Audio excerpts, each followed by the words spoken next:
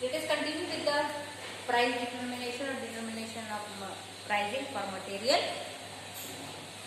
So there is a control price rule. Control price rule is of 1987. The authority is given to the government. This authority is given to central government to determine the price for the drugs which get formulated in bulk. The drugs which get formulated in bulk. To determine the price for bulk formulation, the authority is given to the central government as per the Control Drug Price Act 1987, and this act get implemented in existence with the 26th of January 1987. So from the 1987, the price will be determined for the bulk formulation is by the central government. So the price will be determined for bulk drug manufactured, so not for the each and every drug, but some list of drugs is mentioned, and those drugs are the price determination for the drugs which are listed in first and second schedule. The drugs which are listed in first and second schedule, such a drugs get manufactured in bulk. So its price will be determined by the central government. Again, the not specified in first and second schedule. Drugs which are not specified in first and second schedule, and such a drugs are manufactured in bulk. So price will be determined by the central government. And again there is a formula is given to determine the retail price. So let us discuss one by one. The central government, they are having the authority to determine the prices. First category is the drugs which are listed for the first and second schedule. In this case, the drugs which are listed in first and second schedule and manufactured in bulk, the manufacturer has to give a detailed specification of the drug. And that detailed specification has to be submitted to the government. So, two times manufacturer, once in a year, twice in a year, they can submit the specification for the price determination to the government. In January and in the July, in the month of January and in the month of July, the manufacturer, they can submit the detailed specification for the drugs which they are going to introduce in the market and which are listed in first and second schedule. So after submitting the specification of the drugs which are listed in first and second schedule, government will look after with the detailed specification which is given documentary, and government also give a provision. Government consider the price, and that price includes the consideration for the post-tax return of 14% of net worth.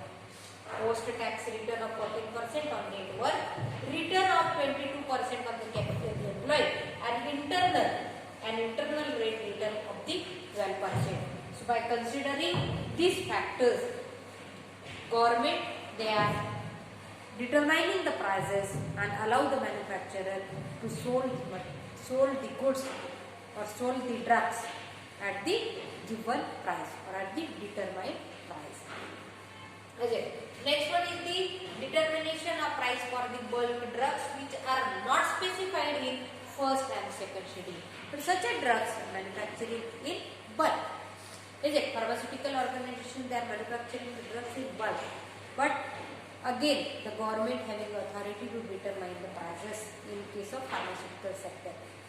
So the price determination for not specified in first and second schedule, only the government has to determine the prices. In this case, what the manufacturer has to do?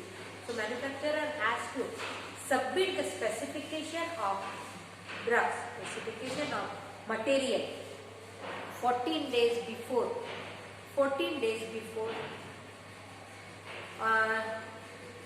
going to introduce the material, introduce the molecule into the market or introduce the drugs into the market. before 14 days before going to introduce the drugs in the market, the manufacturer has to submit the detailed specification to the parliament, and then parliament will decide what will be the price, at what price the manufacturer can sold the material to the customer. Is it? So, and there is a condition also. Government or the manufacturer has to determine the prices within the 30 days before going to manufacture the drugs in bulk. So, 14 days before they has to submit the specification, and 30 days before, within a 30 days, the price has to be determined for the drugs which are not specified in first and second schedule.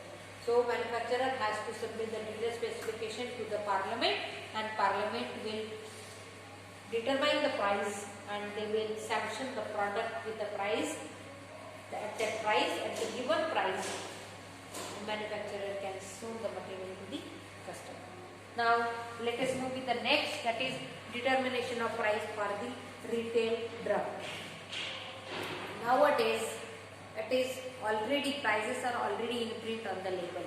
Retail or pharmacists don't have to calculate, don't have to determine the price. As it before that, or how the price will be determined for the retail drug. The formula is given to, if the drugs are sold on the retail counter, the formula is given. According to this formula, the price of material, price of drug will be finalized, will be determined. Is it? So, RP stands for the retail price of drug. Now, RP is equal to, or retail price is equal to bracket MC plus CC plus PM plus PC. Bracket complete. Bracket MC plus CC PM plus PC. Bracket complete. Multiplied by another bracket 1 plus MAPE divided by 100. Bracket complete. Plus ED. Plus ED. So, it is most important to remember that there is a multiplication between these two brackets, and there is an addition of exercise duty, that is ED. So, retail price formula is bracket MC plus CC plus PM plus PC bracket complete multiplied by another bracket 1 plus MAPE divided by 100 bracket complete plus ED. So, what it stands for?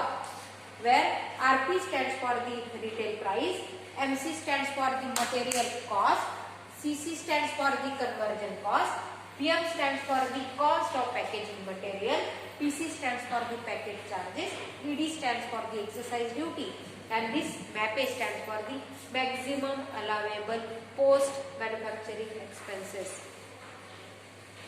Maximum allowable post manufacturing expenses. Is it? So, all these factors has to put into the formula, and it helps to determine the retail price for the drugs.